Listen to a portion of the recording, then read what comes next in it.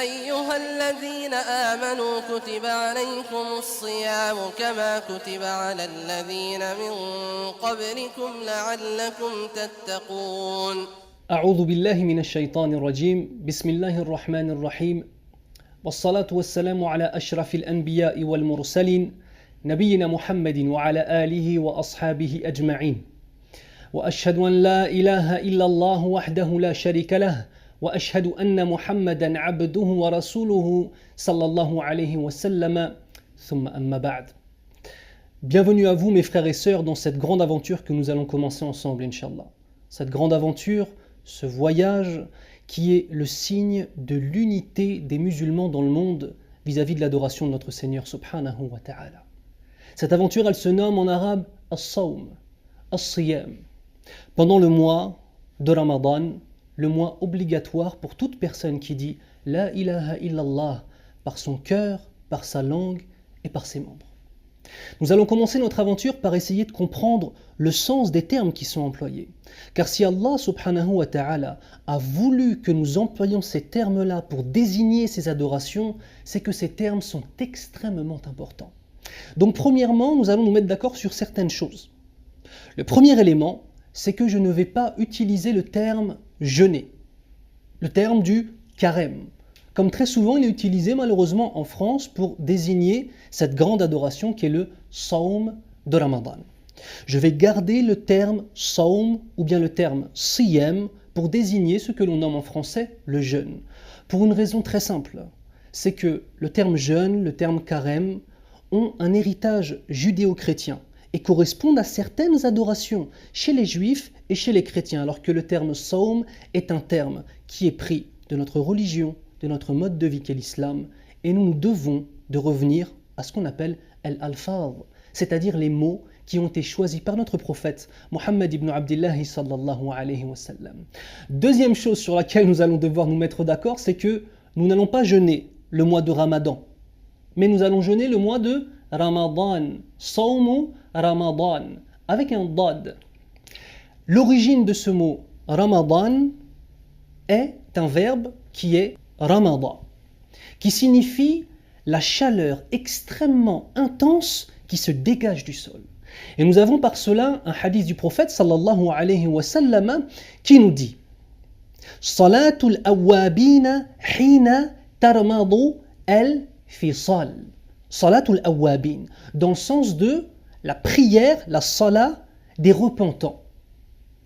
Son moment est lorsque le sol brûle les pattes des chamelons. Al-fisal, qui est le jam' de fasil. Salatul awabin hina tarmadu al-fisal. Et on entend dans ce verbe-là, tarmadu Ramadan. De même, l'interprétation du mot Ramadan, les savants ont divergé entre eux sur cela. Subhanallah, il y a 3 paroles principales. La première parole est que lorsque les Arabes ont redonné des noms arabes au mois, le mois de Ramadan est venu pendant une période de canicule extraordinaire, subhanallah, pendant l'été. Ainsi les Arabes, voyant tout simplement qu'il fait extrêmement chaud, ils ont, le plus naturellement du monde, nommé ce mois, le mois de Ramadan, c'est-à-dire le mois où la chaleur est extrême. Le deuxième avis, vis-à-vis de l'origine de At-Tasmiya, c'est-à-dire du pourquoi le mois de Ramadan est appelé Ramadan, c'est par rapport au fait que pendant ce mois, Allah Azza wa Jal fait en sorte que les péchés soient brûlés. Et ce qui est brûlé disparaît. On demande à Allah Azza wa Jal de faire en sorte que notre Sawm de Ramadan soit accepté et que par cela, il brûle tous nos péchés. Amin ya Rabbil Alamin.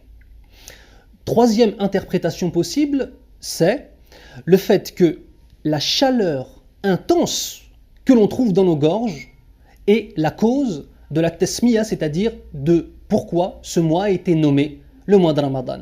La chaleur intense dans nos gorges, incha'Allah ta'ala. Afin de nous resituer dans le temps, le mois de Ramadan devient obligatoire pendant une année stratégique de la vie des musulmans. C'est la deuxième année de l'hégire. Et pour un petit peu plus nous remettre dans le contexte, souvenez-vous que la bataille de Badr a lieu pendant la deuxième année de l'hégire, le 17 du mois de Ramadan. Bien évidemment, des pages et des pages et des livres ont été écrits sur cette grande bataille. Et j'espère, Inch'Allah, avoir dans le futur l'occasion de m'arrêter avec vous sur cette grande bataille qui est pleine de leçons pour la communauté musulmane à l'époque du prophète sallallahu alayhi wa sallam et aussi, bien évidemment, à notre époque à nous. Allah Azza wa Jal nous dit dans le Coran, A'udhu billahi minash shaytanir rajim, Bismillahir rahmanir rahim. Ya ayyuhalladhina amanu كتب عليكم الصيام كما كتب على الذين من قبلكم لعلكم تتقون. Donc Allah subhanahu wa ta'ala nous dit Ya ayyuhalladhina amanu, il s'adresse exclusivement aux porteurs de la foi, c'est-à-dire aux gens qui attestent La ilaha illallah Muhammad Rasulullah sallallahu alayhi wa sallam. Puis il nous dit subhanahu wa ta'ala Kutiba alaykum siyam. Le siyam est pour vous une obligation. Kama kutiba ala alladhina min qablikum, tout comme il a été imposé obligatoirement aux communautés qui vous ont précédé, la'allakum tattaqun, peut-être, grâce à cela, vous allez atteindre la piété. Une question se pose, quel a été le type de saum qui a été imposé aux communautés d'avant nous? Bien évidemment, les premières communautés qui nous viennent à l'esprit, c'est la communauté des gens du livre, Ahlul Kitab. Premièrement, les Juifs avaient ce qu'on appelle Yom Kippour, qui pour eux est un saum obligatoire, mais sous une autre forme que celle des musulmans, mais je ne vais pas m'attarder sur les différents rites dans leur religion.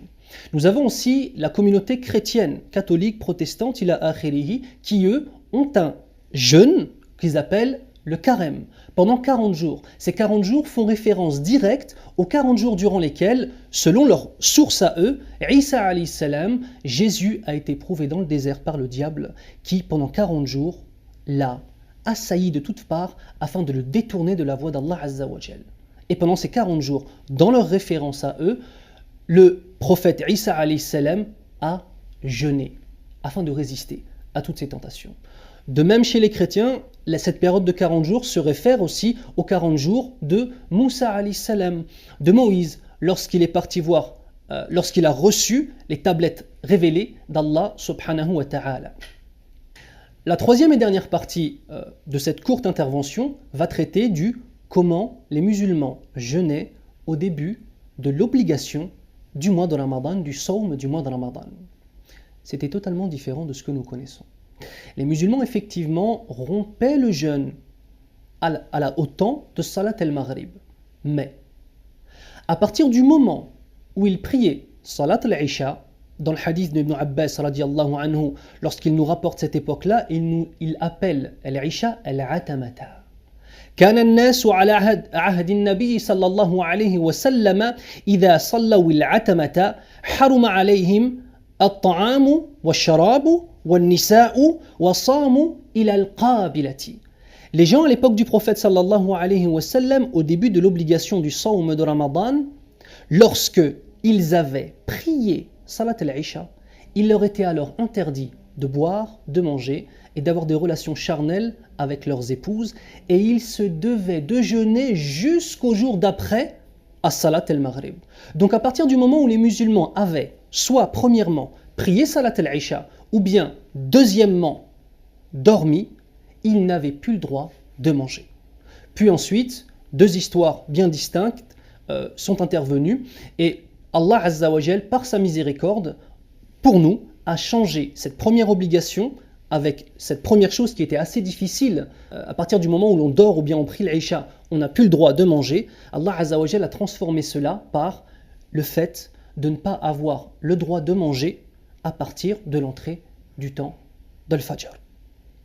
Allah Azza wa Jal nous dit dans le Coran al-Karim, Bismillahir Rahmanir Rahim, wa kulu washrabu حتى يتبين لكم الخيط الأبيض من الخيط الأسود من الفجر ثم أتموا الصيام إلى الليل.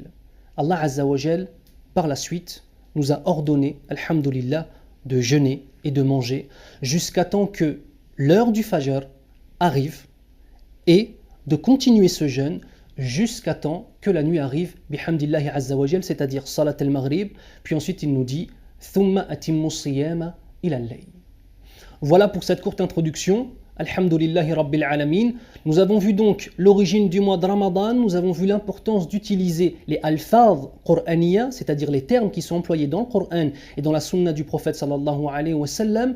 Nous avons vu de même, bihamdillahi azza wa jal, qu'est-ce que signifie min qablikum, comment jeûnaient les communautés d'avant nous. Et enfin, nous avons fini par le fait de comprendre comment les musulmans jeûnaient au début. Sur ce, à demain, incha'Allah, et sahafturkum. يا أيها الذين آمنوا كتب عليكم الصيام كما كتب على الذين من قبلكم لعلكم تتقون